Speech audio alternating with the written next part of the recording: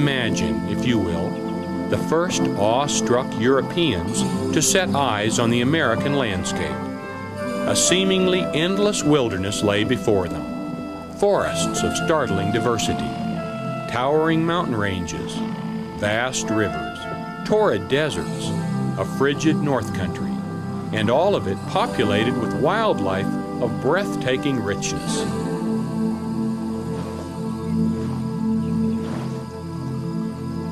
Here on the Great Plains, early explorers marveled at the greatest herd of land animals ever assembled, the American bison, some 65 million strong.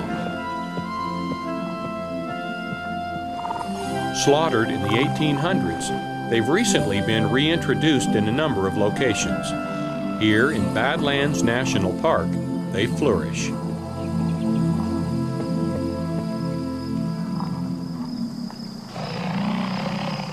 By midsummer, the tempo in the bison herd is increasing rapidly. Bulls, which are solitary most of the year, join the cows. This congregation marks the beginning of the rut.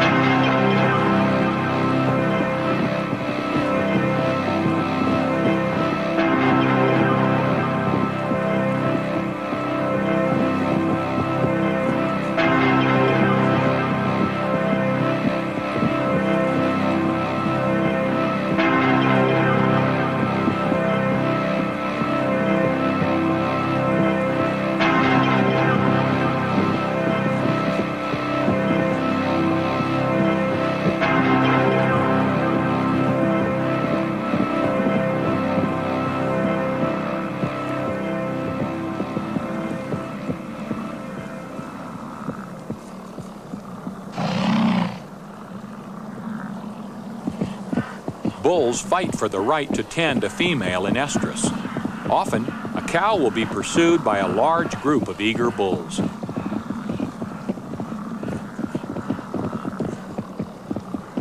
They may chase her for miles in 100-degree temperatures.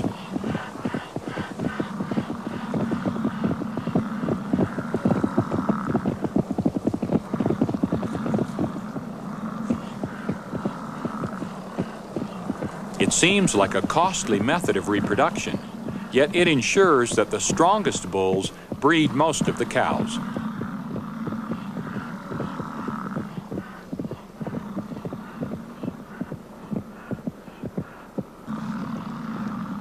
As with the bison, we find a similar process of regeneration when we look at my favorite member of the deer family.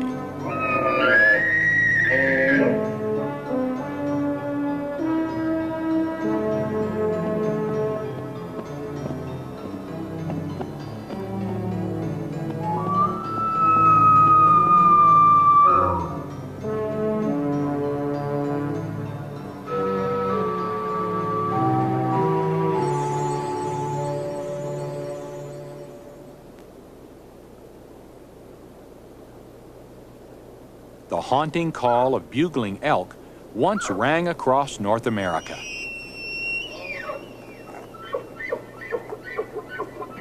They were the most widely distributed member of the deer family, about 10 million strong in the 1700s. As civilization spread westward, the great herds were exterminated. By the 1900s, 99% had vanished.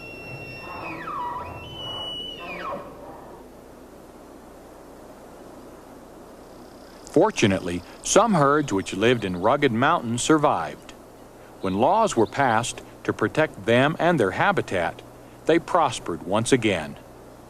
Today, elk roam the high country of most of our western states.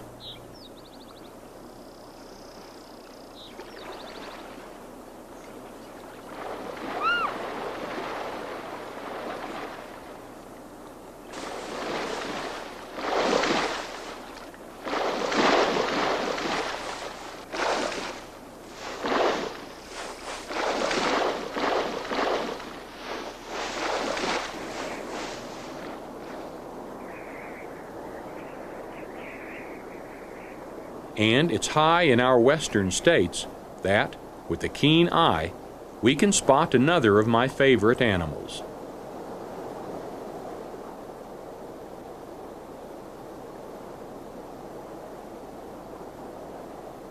By late November, bighorn sheep gather for their rut.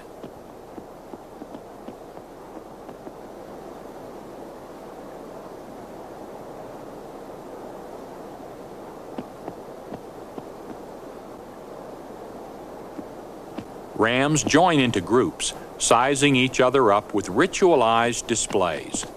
This behavior establishes a dominance hierarchy for breeding privileges.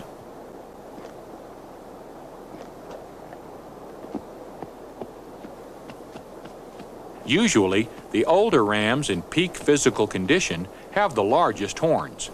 They can often establish their dominance without having to fight to prove it.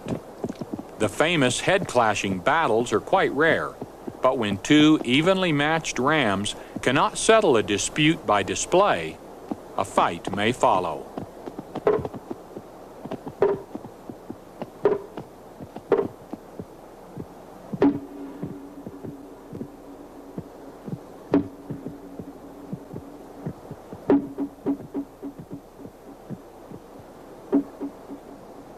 The story of the American West has always involved a fight, but the next favorite uses brains instead of brawn to win its battles.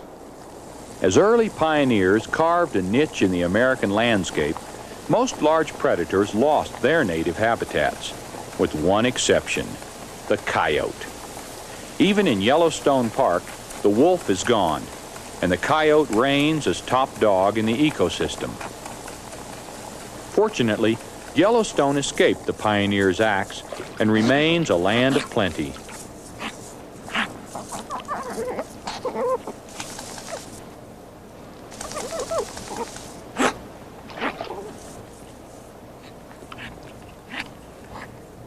For the otter, there's always an abundance of food.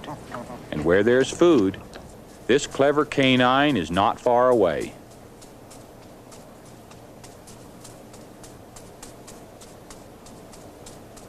Capable of outwitting almost any animal, the coyote is not above trying to steal the otter's fish.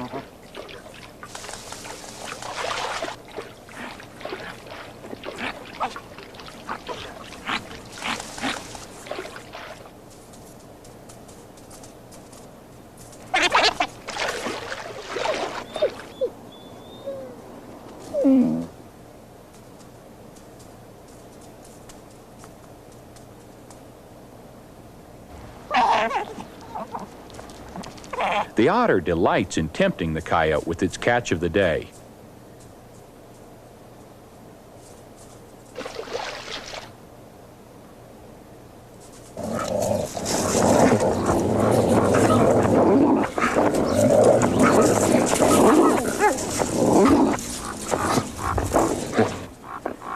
The contest becomes more heated as a fellow opportunist arrives.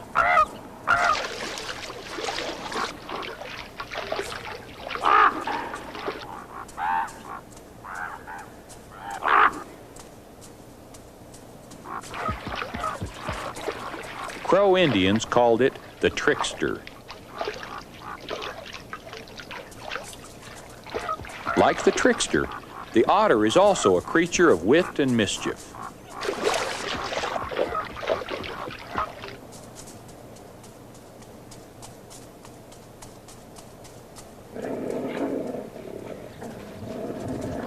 But suddenly, the otter has more trouble than it bargained for.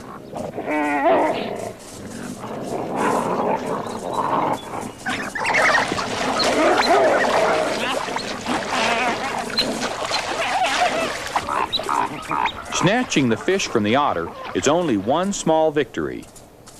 To win the battle, he must keep it from the other coyotes.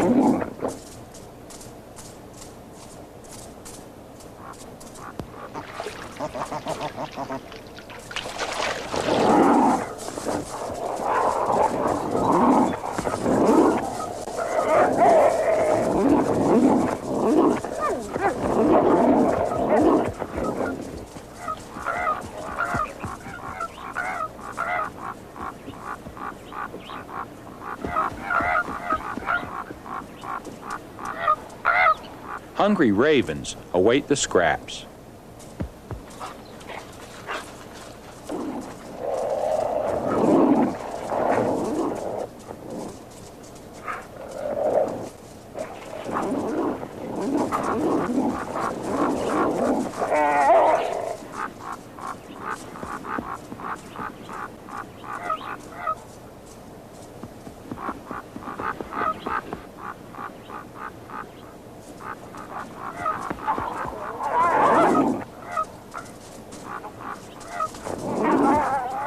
In the end, dominance, not chance, dictates which contender claims the prize.